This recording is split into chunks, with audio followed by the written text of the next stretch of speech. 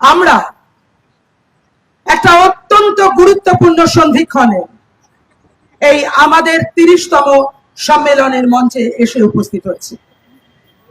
আমরা যে সময় আমাদের সম্মেলনে আজকে উপস্থিত হয়েছি, আমাদের গণতান্ত্রিক আন্দোলনের পীঠস্থান, আমাদের রাজ্যের রাজধানী কলকাতার জোড়াসাঁকোর রথীন্দ্র মঞ্চে শিবানী ভৌমিক লক্ষ্মীমণি ব্যানার্জি মঞ্চ আমরা নামকরণ করেছি প্যালেস্তাইন সংহতি নগর এবং তিলোত্তমা কক্ষ। আমরা আমাদের সম্মেলন করব আগামী দুদিন। বারবার বলি সাথী, বারবার বলি কমরেড, আমাদের সম্মেলন মানে কোন গোপন অভিযানের ব্লুপ্রিন্ট রচনা না। আমাদের সম্মেলন মানে অধিকারের লড়াই। আর এই লড়াই আমরা গত ৩ বছর ধরে প্রতিদিন ধরে আমরা করেছি। প্রত্যেক দিন আমরা অন্ধকারকে কাটিয়ে আমরা সামনের দিকে এগোতে চেষ্টা করেছি। সন্ত্রাস বলছিল জাহানারা 2011-র পর থেকে সন্ত্রাস আমাদের রাজ্যে অনেক দিন চলেছে। আমরা সন্ত্রাসকে পরাস্ত করেছি। প্রতিদিন মেয়েরা গেছে একটার পর একটা জায়গায়, আক্রমণ হয়েছে, আক্রান্ত হয়েছে, রুখে দাঁড়িয়ে আমাদের সম্মেলনের আমাদের সংগঠনের পতাকা, গণতন্ত্র, সমানাধিকার, নারী মুক্তির পতাকা, যে পতাকা আমরা বলি বারবার, যে পতাকা বহন করতে অনেক শক্তি লাগে। তোমার পতাকা যারে দাও তারে বহিবারে দাও শক্তি। বারবার বলি আমরা এই কথা। এই পতাকা মানে শুধু একটা কাঠের ডান্ডায় শুধু একটা সাদা টুকরো না, যে তাতে মেয়ে হাত মুষ্টি করে দাঁড়িয়ে আছে আর তাতে গণতন্ত্র, সমানাধিকার, নারী মুক্তি, ডেমোক্রেসি, ইকুয়ালিটি, উইমেন্স ইমানসিপেশন লেখা না। শুধু এই পতাকা তা না, এই পতাকা ভার আছে, অসম্ভব ভার।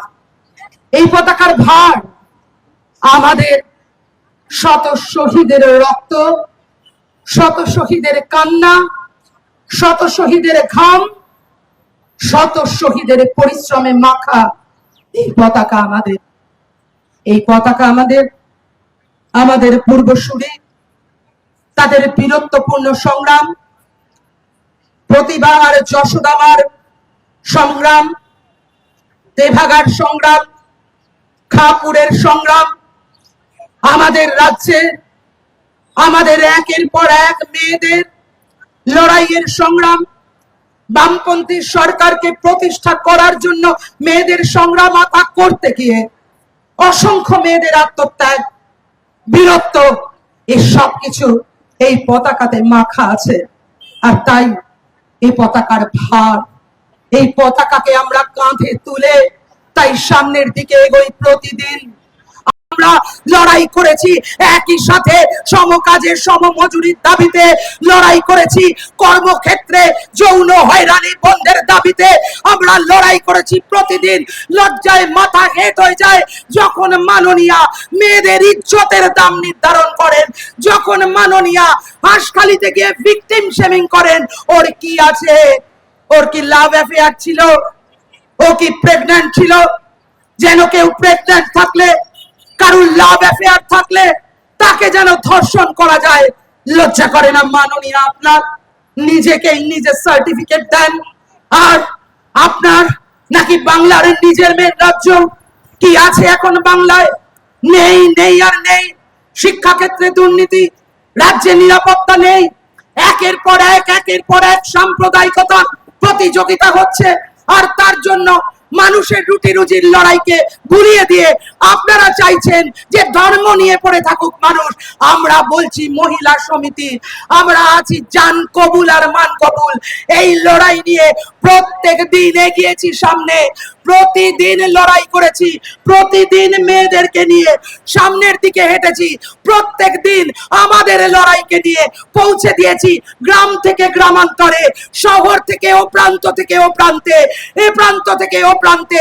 যে কোনো আক্রান্ত মেয়ে, না রাজনৈতিক রং দেখে না মহিলা সমিতি, যে কোনো আক্রান্ত মেয়ে তার পাশে পৌঁছে গেছি আমরা।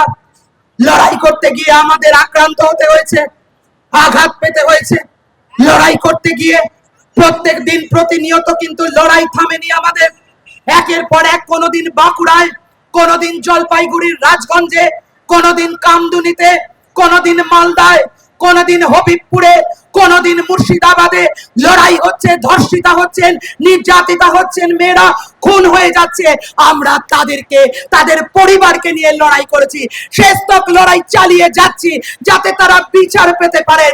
আমতার মুক্তির চক নিশ্চিত বৃন্দাদি বলবেন, দিনের পর দিন লড়াই করে শাস্তি পেয়েছে, কিন্তু তথাপি আমতার মুক্তির চকের যে ধর্ষিতা আজও পর্যন্ত তার পুনর্বাসন হলো না।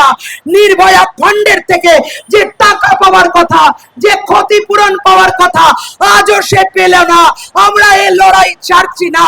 তিলোত্তমার লড়াই আমাদের অন্যতম এই রাজ্যের লড়াই আমরা করেছি। প্রত্যেক দিন রাস্তায় থেকে উই ওয়ান্ট জাস্টিস ধ্বনিতে আকাশ বাতাস আলোড়িত করে আমরা বিচার চেয়েছি। আর ভেবে দেখুন, আজকে বলছেন তিলোত্তমাকে বোন, কারা বলছেন? শুভেন্দু অধিকারীরা বলছেন, যারা জামা পাল্টে, তৃণমূলের জামা পাল্টে বিজেপি, বিজেপির জামা পাল্টে তৃণমূল। কখন যে কি শুধু যাওয়া আসা, শুধু স্রোতে ভাষা, এখান থেকে ওখান, ওখান থেকে ওখান, আর তার মধ্যে দিয়ে তিলোত্তমাকে বোন বলবেন, আর এদিকে বিলকিস বানর মেয়েকে নিয়ে পাথরের উপরে আছড়ে আছড়ে ফেলে হত্যা করবেন। তিলোত্তমা হতে পারে না তাহলে বোন, বিলকিস যদি বোন হয় তবেই তিলোত্তমা বোন। তামান্নাকে মিছিল থেকে বোমা মেরে খুন করে দেবেন, ছোট্ট 9 বছরের কিশোরী তামান্নাকে, আর তারপর বলবেন তিলোত্তমার লড়াই আপনাদের লড়াই। ছি, গোটা দেশের মহিলা, গোটা রাজ্যের মহিলা আপনাদের উদ্দেশ্যে, মমতা ব্যানার্জিদের উদ্দেশ্যে আর আপনাদের উদ্দেশ্যে, যারা এখনো বিচার দিতে পারলেন না তাদের উদ্দেশ্যে আমরা বলতে চাই, এই লড়াই আমরা করছি।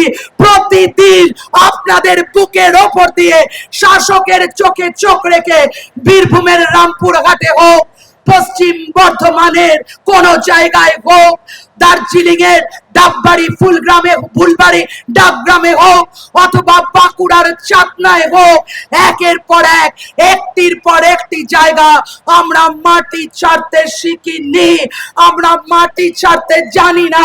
আগামী 2026 অনেক কথা বলবেন, লিঙ্গ বৈষম্যের বিরুদ্ধে আমাদের লড়াই, মেয়েদের অধিকারকে প্রতিষ্ঠিত করার লড়াই, প্রকল্প নিশ্চিত আমাদের পাওয়ার অধিকার, কিন্তু কর্মসংস্থানের সঙ্গে প্রকল্পের কোনো বিরোধ নেই। তাই কর্মসংস্থানকে প্রতিষ্ঠিত করার লড়াই, আমাদের এই লড়াই চলবে, আর এই লড়াই আমরা কখনো ছাড়বো না।